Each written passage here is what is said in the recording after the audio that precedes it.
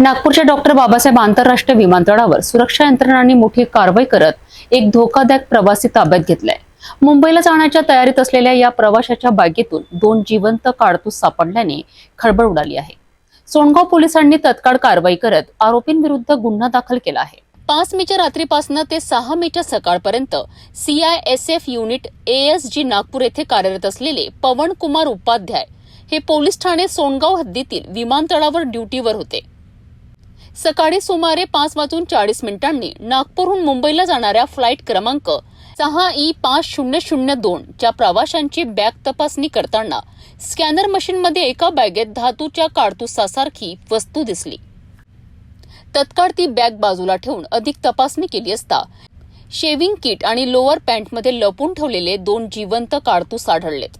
ही bag Irfan Khan वय 40 वर्ष मोठा ताजबाग नागपूर याची असल्याचे निष्पन्न झालेत। पोलिसांनी त्यास ताब्यात घेऊन चौकशी केली असता त्याच्याकडे काडतूस बाळगण्याचा कोणताही परवाना नव्हता। त्यामुळे पोलीस उपनिरीक्षक चोर पगार यांच्या मार्गदर्शनाखाली आरोपी विरुद्ध कलम 525 भारतीय हत्यार कायदा अंतर्गत गुन्हा दाखल करण्यात आलाय आणि त्याला अटक करण्यात आली आहे। पोलिसांनी आरोपीचा उद्देश दखलपात्र गुन्ह्यासाठी असल्याची शक्यता व्यक्त केली असून पुढील तपास सुरू आहे। इसम नामे इरफान खान सरदार खान 40 वर्ष मोठा ताजबागला राहतो आणि त्याचा गाडी खरेदी विक्रीचा व्यवसाय। तो मुंबईला गाडी खरेदी विक्रीसाठी जात असताना त्याच्या बॅगमध्ये 2 लाईव्ह काडतूस म्हणजे जिवंत गोळ्या ज्याला म्हणतात घरगुतीच्या ते मिळून आले।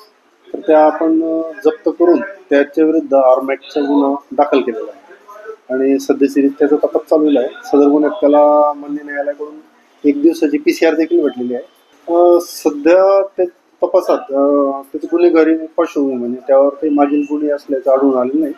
मात्र यात नेमकं कारण काय त्याने नेण्याचं याविषयी तपास सुरू आहे। विमानतळावर जिवंत काडतूससह प्रवासी सापडणे ही अतिशय गंभीर बाब आहे। सुरक्षा यंत्रणांच्या सतर्कतेमुळे मोठा अनर्थ टळला असला तरी अशा घटना रोखण्याकरिता अधिक बारीक लक्ष ठेवण्याची गरज अधोरेखित झाली आहे।